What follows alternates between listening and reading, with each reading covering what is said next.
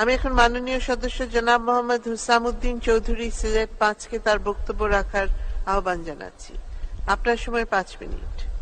আসসালামু আলাইকুম। আহমদু সাল্লি আলা রাসূলিল কারীম, আম্মা বাদ।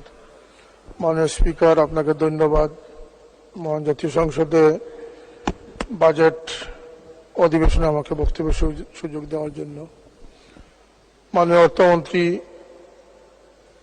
উপস্থাপিত এই বাজেট, এত বড় সংখ্যার বাজেট, কোনোদিন অঙ্কে এত বড় সংখ্যা কষেছি বলেও মনে হচ্ছে না। তবু আমরা শুকরিয়া আদায় করি আল্লাহ পাকের যে বাংলাদেশ এগিয়ে যাচ্ছে, বাংলাদেশ স্বাবলম্বী এবং উন্নয়নশীল দেশ হিসাবে প্রতিষ্ঠিত হচ্ছে। মাননীয় প্রধানমন্ত্রী জননেত্রী শেখ হাসিনা তার উন্নয়ন পরিকল্পনা দিয়ে দেশকে স্বনির্ভর এবং পরমুখাপেক্ষিতা থেকে তিনি বাঁচানোর জন্য অনেক উদ্যোগ গ্রহণ করেছেন। তিনি ইতিমধ্যে প্রমাণ করেছেন যে পদ্মা সেতু, বঙ্গবন্ধু টানেল এবং বিমানবন্দরের 3য় টানেল নির্মাণ সহ মেট্রো রেল সহ দৃশ্যমান অনেক উন্নয়নের মাধ্যমে বাংলাদেশ আমরা নিজেরা পারি, এটা তিনি প্রমাণ করেছেন। সেজন্য তার এই উন্নয়ন কর্মকাণ্ডের জন্য তাকে আন্তরিক ধন্যবাদ জানাচ্ছি। আমরা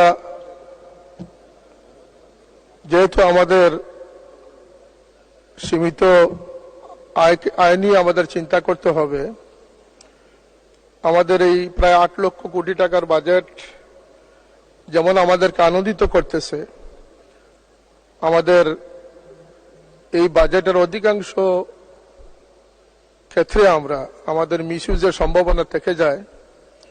তল্পিবিহীন জুড়িতে আপনি যে কিছুই ডালেন না কেন সেটা থাকে না।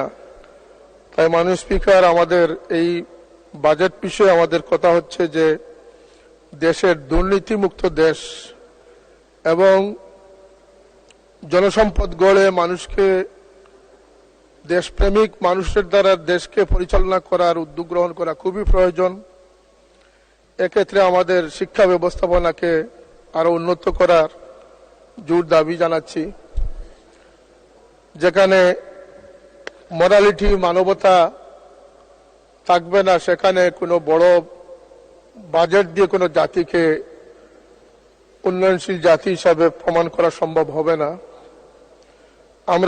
ইতিমধ্যে আমরা বুঝতে পেরেছি আমাদের অর্থ সংকটের চেয়ে আমাদের আন্তরিকতার অভাব বেশি রয়েছে।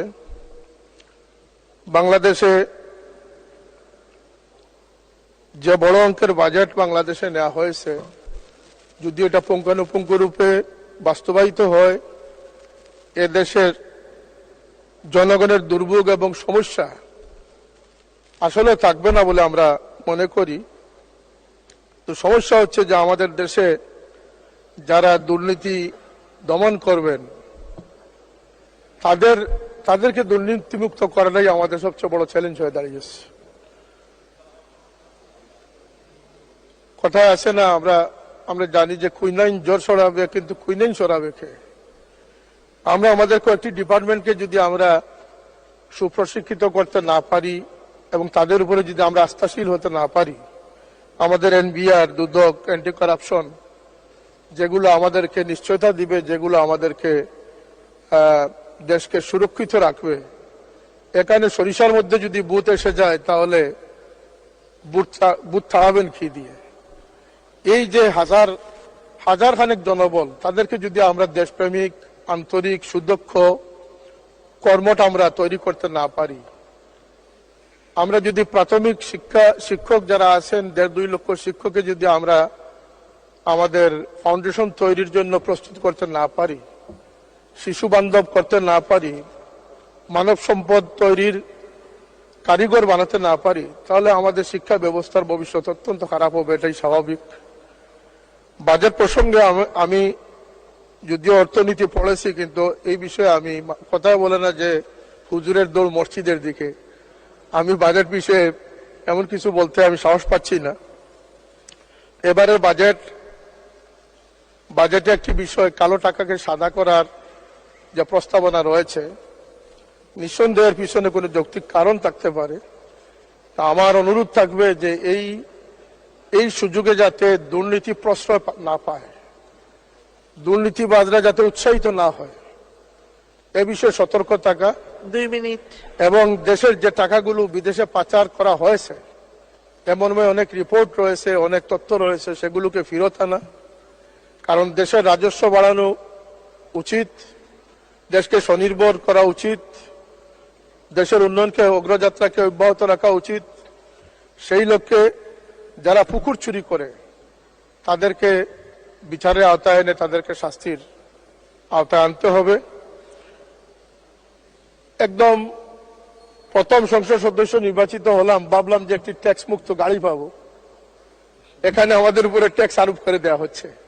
জীবনের প্রথম স্বপ্নটি কি বাস্তবায়ন হবে না?